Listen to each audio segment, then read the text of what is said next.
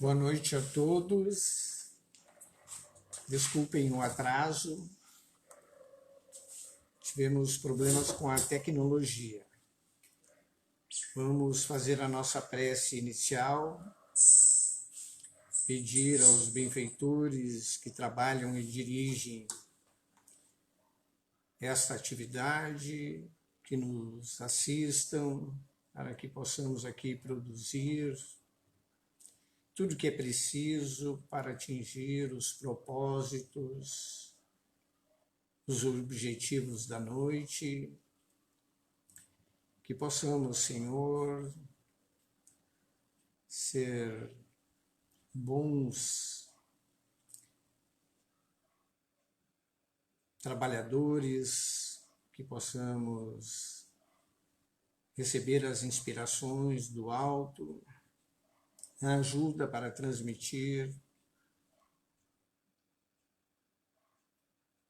o tema da noite, cuida para que todos que estão sintonizados possam receber os fluidos, as energias que vão ajudar a entender, compreender o tema pelo qual iremos trabalhar essa noite. Pedimos licença e iniciamos então a atividade de hoje. Vamos falar do capítulo 7 do Evangelho, que é Bem-aventurados os pobres de espírito, e essa atividade ela é dialogada, a gente formula uma pergunta e aguardamos a participação de todos aqueles que estão sintonizados. A gente tem aqui um companheiro que vai interagir conosco, nos ajudando nesta interação. Então, a pergunta que vamos formular esta noite do capítulo 7 é: o que é preciso entender por pobres de espírito? Esta, relembrando, é uma bem-aventurança, né? Que Jesus vai explicar, não é, o que é ser pobres de espírito. Então, no item 1, ele vai dizer, né, que está lá no Evangelho do Mateus, no capítulo 5, versículo 3, bem-aventurados os pobres de espíritos, pois deles é o reino dos céus. Então, Jesus, com esta afirmação, ele diz para aqueles que são pobres de espíritos, e mais abaixo já vamos falar sobre isso, pertence o reino dos céus. O que é o reino dos céus? É as moradas que o Criador nos reserva para as conquistas feitas dentro da encarnação e também no plano espiritual, aqueles espíritos que trabalham para se melhorarem. Então, vão aí pensando o que é ser pobres de espíritos, pois deles é o reino dos céus. E aí no item 2, vamos falar do item 1 e do item 2 desse capítulo. Temos algumas perguntas aí, senhor Paulo Salerno? Ainda não temos. Então, Jesus vai se referir no item 2 que os pobres de espíritos são aqueles que têm a humildade. Essa humildade é uma condição para alcançar o reino dos céus. Eu separei aqui uma frase que está dentro desse item 2, são aqueles desprovidos de inteligência, porque quanto mais nós vamos nos achando inteligentes e vamos nos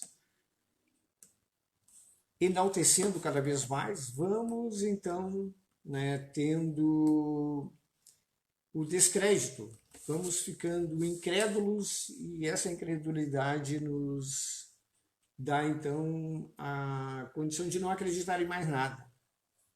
Como adquirir a humildade? Está aqui o senhor Paulo falando como adquirir a humildade, né?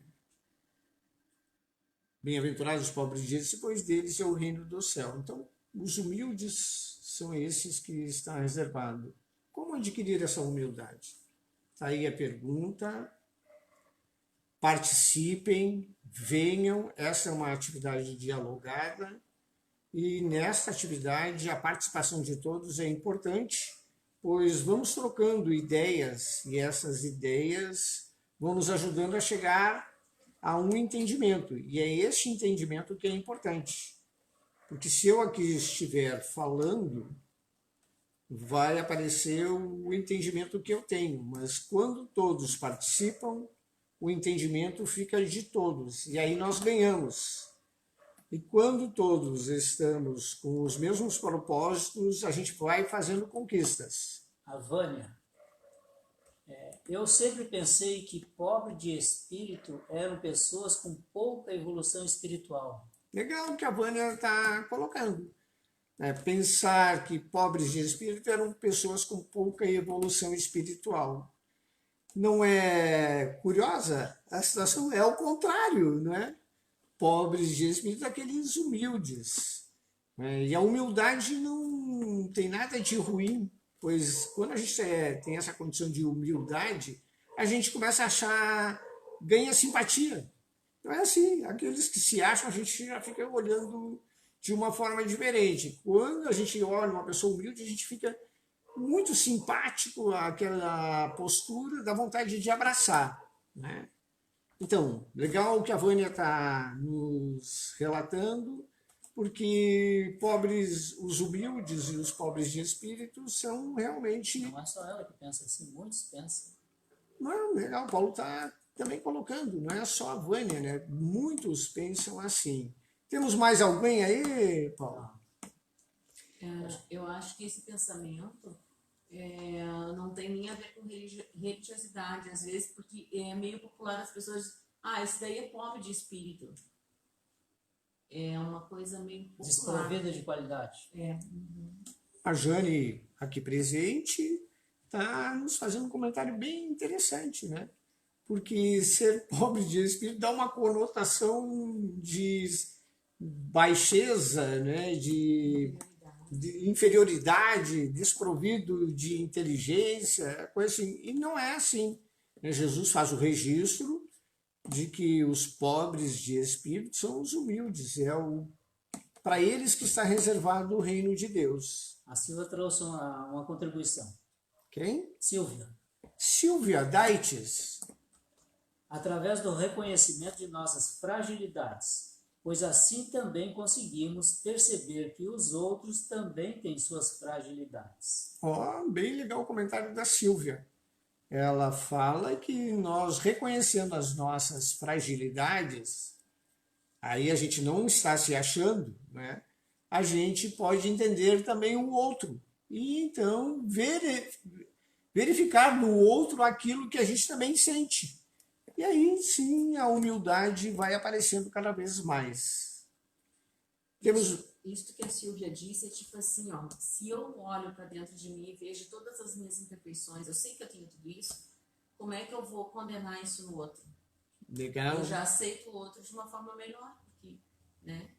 A Jane está fazendo a colocação em cima desse comentário da Silvia, que depois que eu vejo as imperfeições que eu tenho e eu me olho e vejo o quanto ainda tenho que percorrer de progresso, eu começo a ter um respeito pelo próximo, começo a ter mais humildade e isso vai nos ajudando a produzir o progresso que é preciso, né? Então, a pergunta de hoje, vamos repetir. O que é preciso entender por pobres de espírito, né? Já tivemos aqui participação de alguns e queremos construir juntos isso, né, para que possamos sair daqui com o entendimento de como adquirir essa humildade, né? Como ser humilde naquelas posturas do nosso cotidiano, da nossa vida em família, principalmente a humildade na família. Ela é como se fosse um multiplicador, porque eles acabam vendo, né, essa postura da gente e então vão adquirindo essa condição. Temos mais alguma, senhor Paulo? Tem uma colocação da Maria. Ela se diz fraca espiritualmente. Maria está falando que E a ela pessoa se sente fraca espiritualmente. se sente fraca espiritualmente. Significa que Não tem essa força moral e tal, talvez seja isso.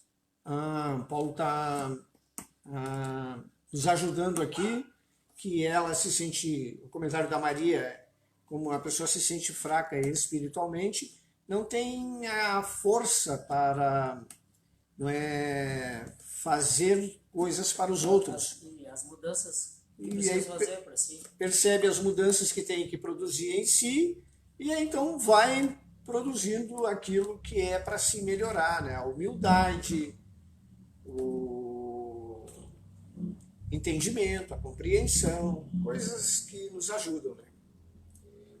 Mais alguma? Não, eu acho que podemos desenvolver um pouco mais essa conquista da humildade. Tá, então vamos lá. Então aqui no item 2, né, ele vai ainda, eu selecionei uma parte bem interessante. Consideram sua inteligência como se fosse a medida da inteligência universal, e julgando-se aptos a entender tudo, não creem na possibilidade daquilo que não entendem, e quando opinam sobre alguma coisa, consideram seus julgamentos como definitivos e inapeláveis, ou seja, indiscutíveis. Então, essa parte, né, é daqueles que não têm a humildade, né? Eles são Isso aí é a descrição de alguém orgulhoso. de alguém orgulhoso, né? Então, assim, e aí mais uma parte aí para contribuir. Ao dizer que o reino dos céus é para os simples, né, para os humildes, Jesus quer dizer que ninguém é lá admitido sem a simplicidade do coração e a humildade de espírito. Que o inculto que possui essas qualidades será preferido e não o sábio que acredita mais em si mesmo do que em Deus. Olha só que curiosa esse comentário de Jesus, né? Que para Deus ele vai, né, vai dar mais importância a esses que são humildes, né, e simples do que aqueles que se acham e os inteligentes que se acham, né? E aí essa preferência, né, vai ser para estes humildes e simples. Então, aí já é uma etapa de construção, né? O caminho para a humildade é diminuir o orgulho.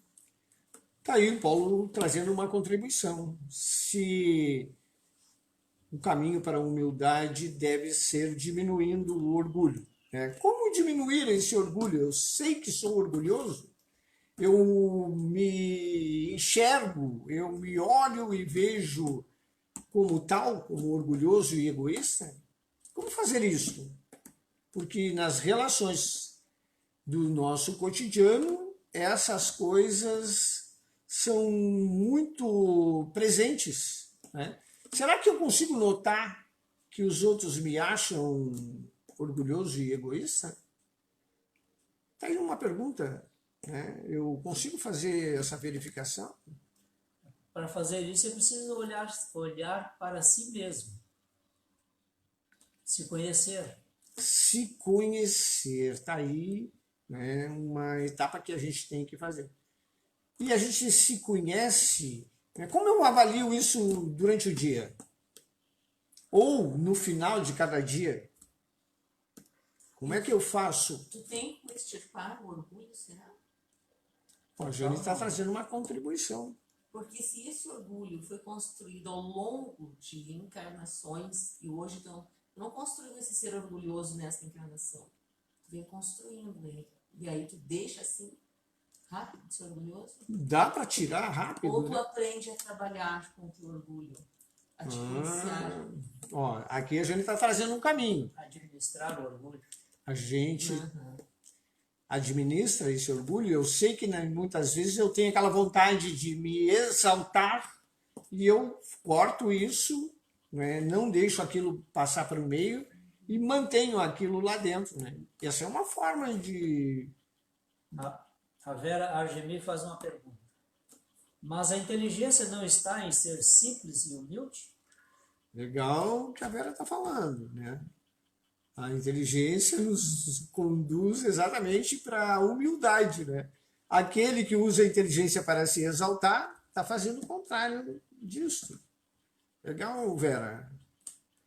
Mais alguma contribuição aí, senhor Paulo Salerno? Enquanto não. Então vamos aqui, né? Participem. Vou ressaltar que das opiniões que nessa atividade dialogada a gente colhe, que vai sair tudo aquilo que a gente precisa produzir na nossa vida, né? Vários comentários foram feitos aqui importantes sobre administrar o orgulho, se conhecer e então a gente poder produzir a transformação que é preciso. A Andres e Dança. Penso que a vida vai nos ensinando por meio de situações a reduzir esse orgulho. Legal também. A vida vai nos ensinando, né? Vai nos colocando no lugar, né? Vai nos colocando no lugar, né? E aí está a presença, os mecanismos da providência divina, né? Sempre vai ter alguém que vai nos colocar no lugar, sempre vai ter alguém que vai nos dizer, olha, não é assim o caminho. Bem interessante também. Tu sabe com quem tu está falando, já era. Isso muda totalmente. Interessante. Interessante não, bem colocado, porque se a gente vai olhar as nossas vidas, né, sempre tem alguém que vai nos colocar no caminho certo e vai nos conduzir a olhar para dentro de nós. Mais algum, senhor Paulo? Não, toca aí. Vamos seguindo aqui então. Ó, essa parte aqui, em todas as circunstâncias ele coloca a virtude, ou melhor, ele coloca a humildade no plano das virtudes que nos aproximam de Deus e o orgulho entre os vícios que nos distanciam dele. E isso por uma razão muito, muito natural, de vez que a humildade é um ato de submissão a Deus. Então, essa condição de submissão a Deus é determinante porque quem está no comando de tudo é o Criador. Será que submeter-se a Deus não é aceitar de boa mente as situações difíceis da vida? Ó, aí entra uma série de virtudes, né, para se construir a resignação. Está no capítulo 5, né? Bem-aventurados os aflitos. A construção da resignação, sabendo que tem um Criador, que é o que está no comando e que ora tudo que e é infinitamente bom e justo, e tudo que estou passando é para que eu faça conquistas. E então eu olho a prova que eu estou e aquilo é o meu melhor para me construir. Né? E é assim que a gente deve enxergar as nossas vidas no cotidiano, submissos ao Criador, porque Ele é infinitamente bom e justo.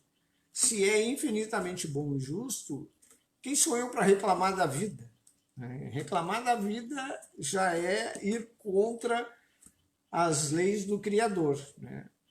Porque é Ele que nos determina tudo que é importante para as construções de progresso. Ser grato é expressar humildade? Bem colocado aqui do senhor Paulo Salerno. Ser grato é ser humilde?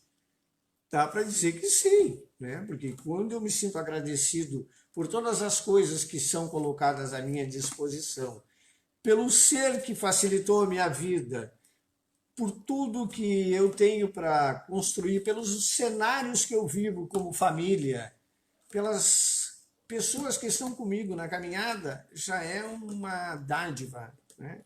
Já é um ato de submissão, a gratidão por tudo E que... ser grato pela aflição, pela dor, pelo sofrimento. Também, né? Vale. Isso vai para bem-aventurança, bem-aventurados os aflitos, né? Lá é que a gente constrói a resignação. A resignação é uma das virtudes das maiores, né? Então, estar resignado com as provas, com tudo que está ao nosso alcance para fazer conquistas, né, é uma condição excelente para produzir aquilo que é preciso para chegar a espíritos puros. Francisco de Assis agradecia a dor que tinha, a fome que passava, o frio que sentia. O senhor Paulo está trazendo novamente, né? Agradecer a dor, ao frio, às dificuldades, isso tudo faz parte, né, da humildade, e essas construções são determinantes, né, para nos melhorarmos. Aliás, nós devemos chegar a caminhada para espíritos puros, né? Somos espíritos de terceira ordem. Características dos espíritos de terceira ordem. Qual é a característica? Não acreditar em Deus, né? E o desejo do mal. O Júlio, a partir do momento em que eu tenho admiração pelo próprio mérito, não há aí um amor egoísta que dificulta o amor a Deus e ao próximo? Ó, bem colocado do Júlio, né? Quando eu começo a gostar daquilo, do próprio mérito, né? Daquilo que eu faço e adquirir mérito, pode ser, né? Mas esse é um orgulho de crescimento, não o pejorativo, aquele que nós nos colocamos acima do outro. Ah, bem colocado, senhor Paulo. Se este mérito é resultado de um esforço pessoal e tu te sente agradecido porque tu conseguiu superar. Legal também, Jane. Né? Agradecer por ter conseguido superar as dificuldades e então, né, essa ligação com o Criador, ela se dá, porque tudo provém dele. Porque esse orgulho que o Júlio fala aqui é a satisfação de uma conquista. Satisfação de uma conquista, bem colocado. Mais algum? Então, para Deus mais vale, pois, a felicidade do homem ser pobre em espírito no sentido do mundo e rico em qualidades morais. Então, rico em qualidades morais, resignação, perdão, benevolência, afabilidade, doçura, que mais? Fraternidade, caridade. Fraternidade, caridade, gratidão por tudo. Isso nos ajuda bastante a ser ricos em qualidades morais, pois ao entrar no reino dos céus, né, voltando para o plano espiritual, vão nos perguntar sempre o que trazes. Né? E a gente precisa ter na bagagem uma quantidade enorme de virtudes. Estamos já no final, temos mais alguma? Hoje a gente vai ter a irradiação do senhor Paulo Salerno e também ele vai fazer a nossa prece final. Por favor, senhor Paulo Salerno.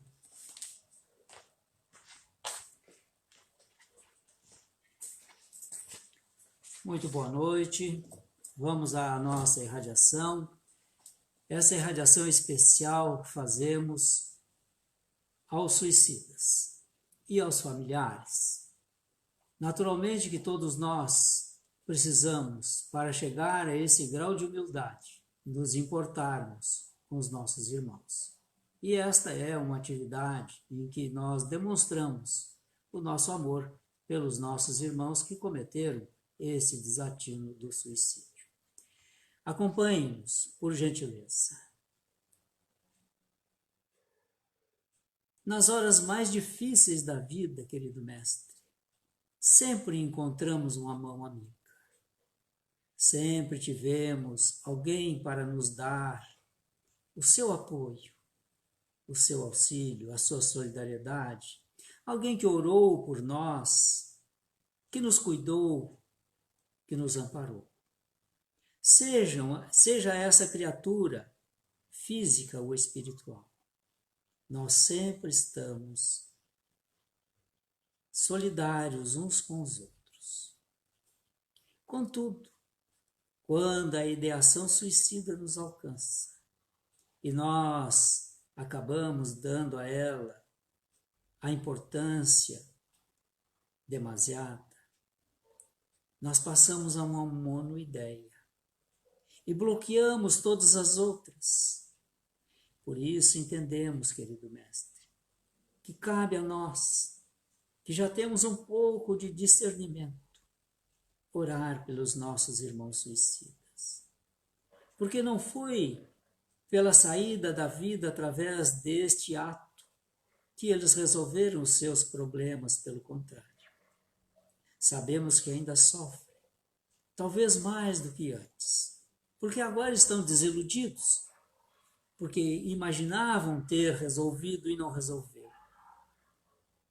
Eles sofrem, choram, se desesperam. E a nossa solidariedade, através da oração, é o linimento que lhes alcança os benefícios que estão necessitando, para aliviar sua dor, a sua aflição, dar-lhes um novo ânimo, a dizer para eles: confie em Deus, confie em si mesmo e abra-se para receber as orientações destes benfeitores que estão dispostos e disponíveis para te atender, meu irmão. Não relutes mais. Entregue-te nas mãos de Jesus, para que tudo se transforme. Mas também, ao te entregar, saibas que precisas realizar um pouco por ti mesmo, mantendo-te a confiança, a vontade para essas mudanças. Trabalhe a fé, principalmente.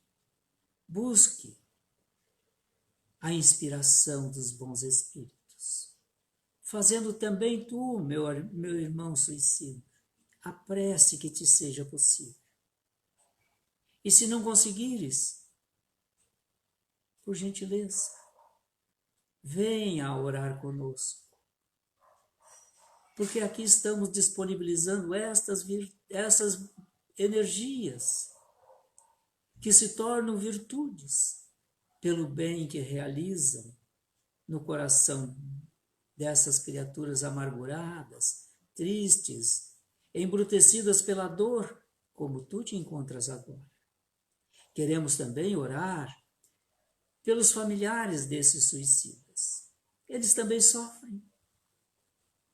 Talvez não demonstrem o sofrimento, mas quem conhece o coração humano sabe muito bem das suas dores íntimas, que não são narradas e muito menos são exteriorizadas, pelo contrário, são abafadas dentro de si, qual uma pressão que ali vai crescendo, crescendo, e pela oração há uma válvula de escape. Queremos também pedir pelos nossos irmãos que estão na ideação suicida, na tentativa, no plano. Eles estão angustiados. Sentem-se sós, abandonados à própria sorte. Mas não estão.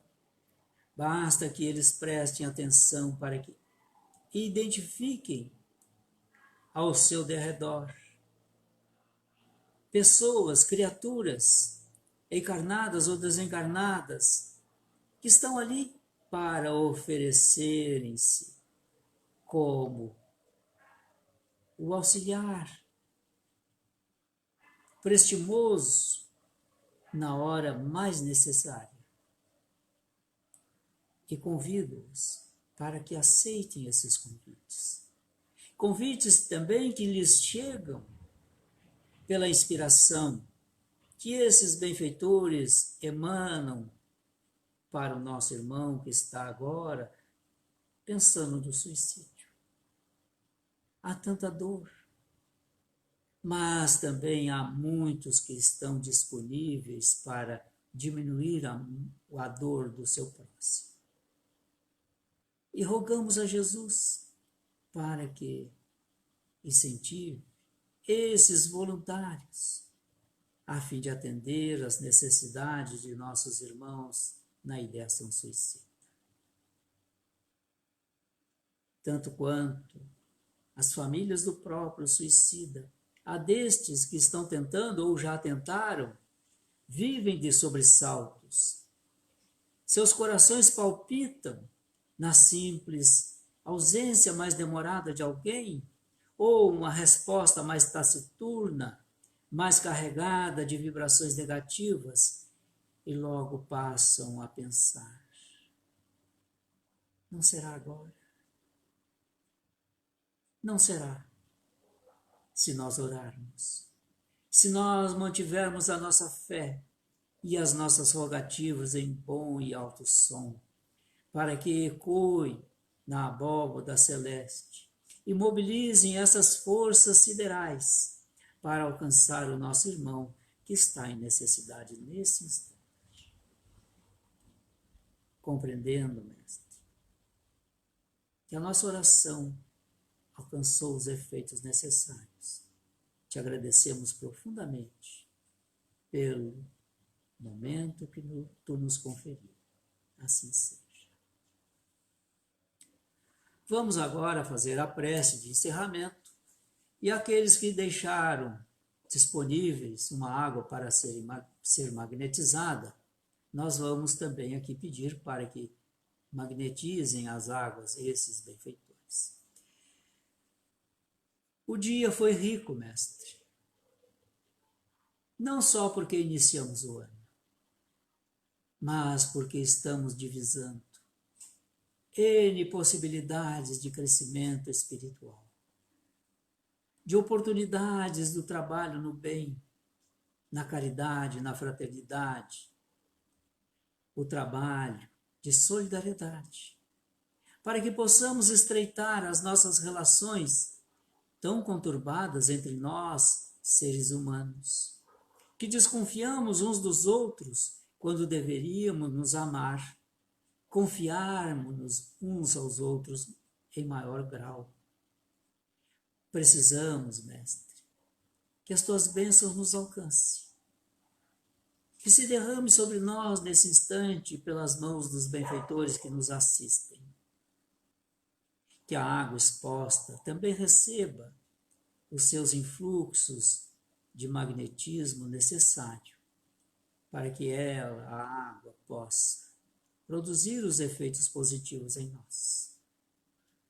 Mas também te agradecemos porque vencemos o dia e estamos agora adentrando a noite.